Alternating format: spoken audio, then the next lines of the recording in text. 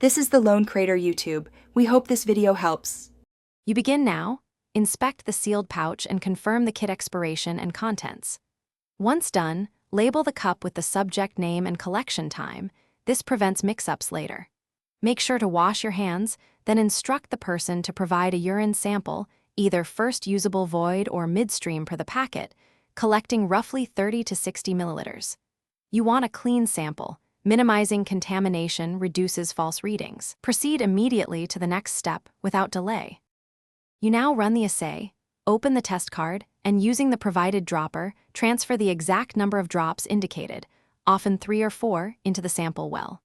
Start your timer the moment the first drop hits the well.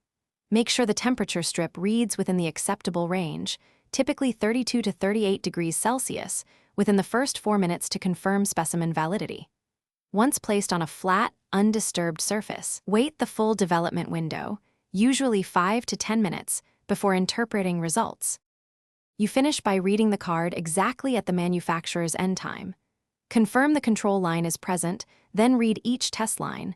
Presence versus absence follows the kit legend. If the control line fails to appear or lines are extremely faint, don't guess. Discard and repeat with a new kit and fresh specimen. Make sure to document the lot number, time, and take a photo for records, and store the specimen as instructed in case a confirmatory laboratory test is needed. One key tip: